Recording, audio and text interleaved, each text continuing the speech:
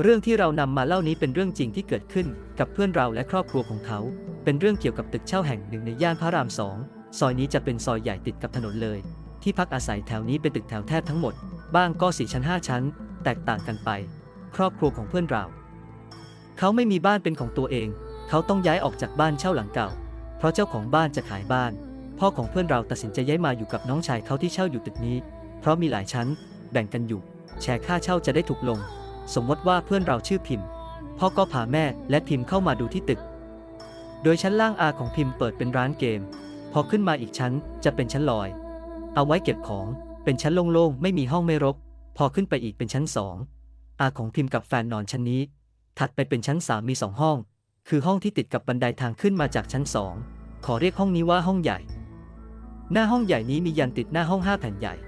ทั้งยันไทยจีน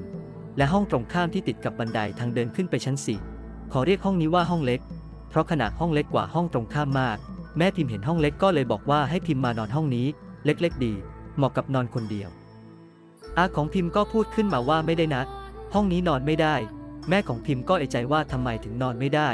แต่อาก็ไม่ได้พูดอะไรต่อพิมพ์ก็เลยได้นอนห้องใหญ่ส่วนพ่อกับแม่นอนห้องข้างบนชั้น4ก่อนย้ายเข้าไปอยู่แม่ของพิมพ์คุยกับพ่อว่ามันแปลกๆนะทำไมห้องนั้นถึงนอนไม่ได้พ่อพิมพ์ก็บอกว่าคงไม่มีอะไรหรอกนอนห้องใหญ่ก็ดีแล้วกว้างๆมีระเบียงพิมพ์เล่าว่าปกติไม่เคยนอนคนเดียวเลยนี่เป็นครั้งแรกตอนนั้นเวลาประมาณ3 ทุ่มพิมพ์อาบน้ำเตรียมตัวนอนแล้วเพราะเหนื่อยกับการจัดเก็บของพิมพ์นอนหลับไปพิมพ์เล่าว่ามีเสียงคนมาบิดลูกบิดประตูเหมือนพยายามจะเปิดเข้ามา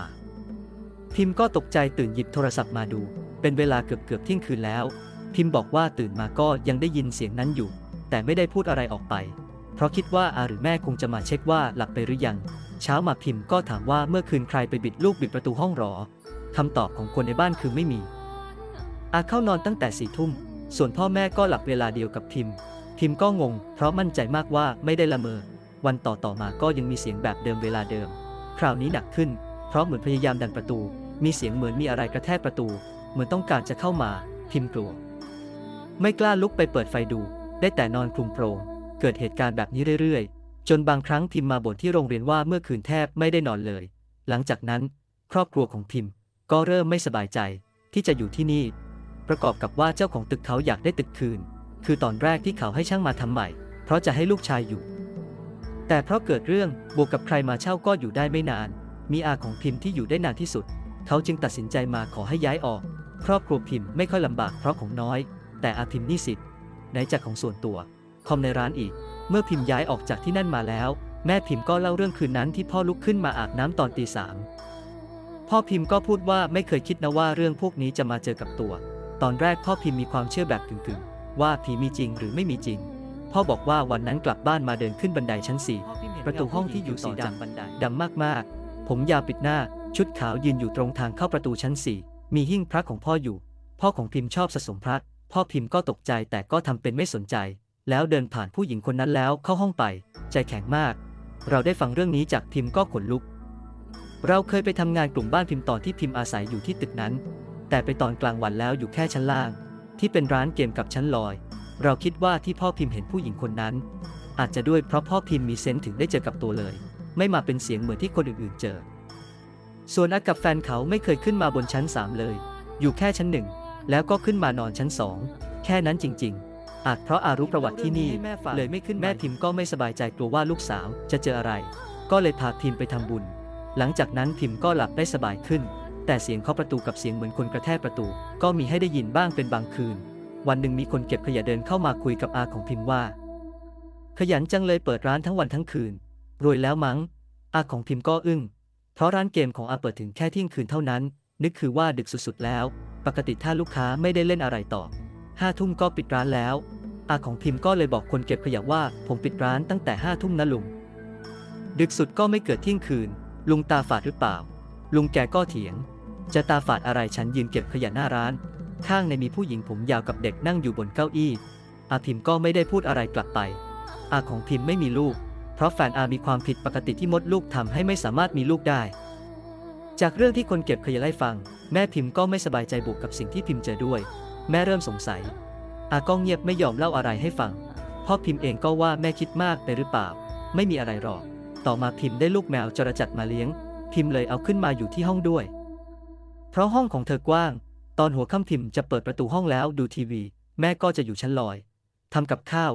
อากับแฟนจะอยู่ชั้นล่างดูร้านเกมส่วนพ่อพิมพ์ทำงานกลับดึกระหว่างที่พิมพ์ดูทีวีอยู่ลูกแมวก็มีอาการแปลกๆอยู่ๆมันก็เดินเข้าไปใกล้ๆประตูห้องแล้วร้องขู่พิมพ์เห็นก็งงว่าแมวเป็นอะไรพิมพ์จึงเรียกแมวให้กลับมานั่งข้างๆแต่มันไม่ยอมมายังคงร้องขู่แล้วทำท่าทางเหมือนกลัวอะไรพิมพ์เลยเดินไปอุ้มแมวมา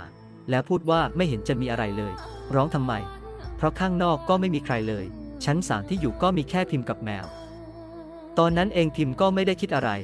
เพราะคิดว่าลูกแมวคงยังไม่คุ้นหรือเปล่าแต่ก็ไม่ใช่ครั้งเดียวที่แมวแสดงอาการแบบนี้บางครั้งแมววิ่งหนีไปทางประตูระเบียงเหมือนกับว่ามีใครไล่มันทั้งที่ก็ไม่มีใครพิมพ์เองก็เริ่มกลัวและไม่กล้าอยู่ชั้น3คนเดียว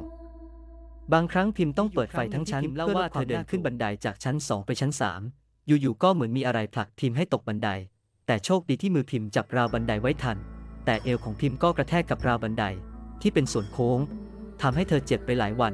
พิมพ์บอกอย่างมั่นใจว่าไม่สะดุดหรือลื่นอะไรทั้งนั้นแต่ถามว่าอะไรผลักเธอตกบันไดเธอก็ไม่สามารถอธิบายเรื่องนี้ได้แม่พิมพ์ก็สั่งให้ระวังเวลาเดินขึ้นลงเหตุการณ์ก็เป็นประมาณนี้มาเรื่อยๆจนพิมพ์ชิน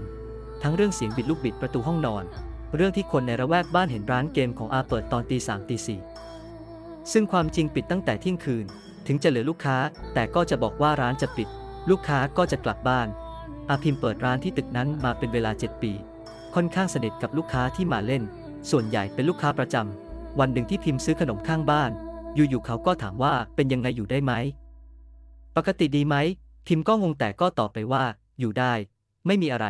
ป้าที่ขายของก็บอกดีแล้วแกก็พูดว่าพิมพ์เป็นเด็กดีไม่มีอะไรมาทำร้ายพิมพ์ได้หรอกเนื่องจากร้านขายของข้างบ้านพิมพ์เป็นป้าคนจีนแก่ๆ2 คนบางครั้งที่ไปซื้อของพิมพ์ก็ไปช่วยป้าแกยกของจัดของอยู่เป็นประจำพิมพ์เป็นผู้หญิงตัวเล็กแต่เธอมีน้ำใจกับทุกคนมากช่วยอะไรได้เธอก็ช่วยจากนั้นเหตุการณ์ก็ไม่มีอะไรมากอาจจะด้วยเพราะพิมพ์ชินกับการอยู่ที่นี่แล้วจนมาวันหนึ่งเหตุเกิดขึ้นที่ชั้น4เป็นชั้นที่พ่อกับแม่ของพิมพ์นอนอยู่วันนั้นก่อนนอนแม่ของพิมพ์ก็ล็อกห้องปกติโดยล็อกกลอนที่ลูกบิดและกลอนที่เป็นกลอนล็อกยาวๆเราก็ไม่รู้ว่ามันเรียกว่าอะไรอยู่ๆคืนนั้นพ่อพิมพ์ก็เกิดร้อนลุกขึ้นมาอาบน้ำตอนตี 3ห้องน้ำชั้น4ตำแหน่งจะตรงกับห้องเล็กชั้น3ห้องที่ตรงข้ามกับห้องนอนพิมพ์หลังจากที่พ่อพิมพ์อาบน้ำเสร็จอยู่ๆก็มีเสียงบิดลูกบิดแม่พิมพ์ก็ตกใจแต่ก็ไม่ได้คิดอะไรแล้วอยู่กลอนที่เป็นกลอนยาวมันเด้งออกจากตัวล็อกเองมีเสียงดังป๊อกแม่พิมพ์เริ่มใจไม่ดีพ่อพิมพ์กลับมานอนที่เตียงเสียงบิดลูกบิดยังคงดังอยู่เรื่อยๆเริ่มทำให้เกิดความรำคาญพ่อพิมพ์จึงลุกขึ้นไปใช้มือตบประตู1 ครั้งแล้วล็อกกลอนแล้วกลับมานอนจากนั้นก็ไม่มีเสียงอะไรอีกเลยพ่อพิมพ์บอกกับแม่ว่าอย่าเล่าเรื่องนี้ให้พิมพ์ฟังนะเพราะเดี๋ยวพิมพ์จะกลัวเช้ามาห้องเล็กที่ชั้น3มีน้ำขังเนื่องจากท่อระบายน้ำที่ต่อมาจากชั้น4เกิดรั่วทำให้มีน้ำขังในห้องเล็กที่ชั้น3แม่พิมพ์ก็จัดการเก็บกวาดให้เรียบร้อยเหมือนเดิมนอกจากนี้พิมพ์ยังเล่าว่าเวลาไปอาบน้ำบนชั้น4ปกติเธออาบชั้น2วันนั้นเธออยากลองอาบชั้น4เพราะชั้น4มีอ่างอาบน้ำตามประสาผู้หญิงอยากแช่น้ำขัดตัวแต่มันไม่เป็นอย่างที่คิดพิมพ์รู้สึกว่าระหว่างอาบน้ำเหมือนมีคนมองจ้องอยู่ตลอดเวลาทำให้เธอเกิดความรู้สึกไม่สบายใจกลัวด้วยเธอจึงรีบอาบแล้วรีบลงมาพิมพ์เล่าต่อว่าเวลาที่นอนไม่ว่าจะเป็นหลับกลางวันหรือกลางคืนบางครั้งรู้สึกเหมือนมีอะไรมากระชากเธอความรู้สึกว่าเหมือนมีคนมาดึง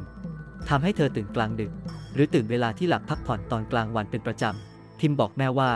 เหมือนมีใครมาดึงพิมพ์ให้หลุดออกจากร่างความรู้สึกมันแบบนั้นทำให้พิมพ์สะดุ้งตื่นทุกครั้งแม่พิมพ์เริ่มกังวลใจเพื่อนแม่พิมพ์เลยพาไปหาร่างทรงคำตอบที่ได้คือร่างทรงบอกว่ามีผู้หญิงตายทั้งกลมเขาอยู่ที่นั่นมานานมากจนกลายเป็นเจ้าที่ของที่นั่นไปแล้วให้เขาออกไม่ได้หรอกทำได้แค่ทำบุญหรือเอาของไปเส้นไหว้แม่พิมพ์ก็ช็อกไปเลยกลับมาบ้านเลยเรียกอามาคุยอายอมเล่าให้ฟังก็เรื่องมันมาขนาดนี้แล้วอาบอกว่าได้ยินมาจากคนที่อยู่รอบๆตึกนี้ว่าเคยมีคนตายตึกนี้เคยเป็นตึกที่เฒ่าแก่ทำเกี่ยวกับเย็บผ้ามีคนงานเยอะแยะแต่ด้วยเศรษฐกิจไม่ดีช่วงหนึ่งต้องปิดกิจการไปมีผู้หญิงท้องแก่คนหนึ่งยังไม่ย้ายออกเพราะรอสามีมารับลูกจ้างคนอื่นๆทยอยออกจนหมดทำให้เจ้าของตึกเข้าใจว่าไม่มีคนอยู่จึงล็อกประตูจากด้านนอกพอมารู้อีกทีก็ตอนที่สามีของผู้หญิงคนนั้นมารับพบว่าเธอกลายเป็นศพแล้วหลังจากนั้นเจ้าของตึกก็ทำบุญ เชิญพระมาสวดเชิญสินแสแต่เหมือนจะไม่มีประโยชน์เพราะผู้หญิงคนที่ตายยังอยู่ในตึกนั้นห้องเล็กชั้น3คือห้องที่พบศพเธอเล่าต่อว่าใครมาเช่าที่นี่ก็อยู่ได้ไม่นานบางคนขนข้าวของออกไปตอนกลางจ้างคนงานมาทำสายไฟใหม่ที่ตึกคนงานก็นอนห้องเล็กนั้นนอนกับภรรยาเขาคนอื่นๆที่เป็นลูกน้องเขาก็นอนอีกห้องเขาเล่าว่าแฟนนอนฝั่งซ้ายมือกลางคืนเขาหันไปทางขวาเท่ากับนอนหันหลังให้แฟนเขารู้สึกเหมือนมีคนนอนอยู่ข้างๆอีกฝั่งก็เลยลืมตาแล้วมองปรากฏว่าไม่ใช่แฟนเขาเป็นเงาผู้หญิงผมยาวผิวดำเท่านั้นแหละแกลุกขึ้นปลุกแฟนกับลูกน้องขนของกลับเลยตอนนั้นเวลาประมาณตี 2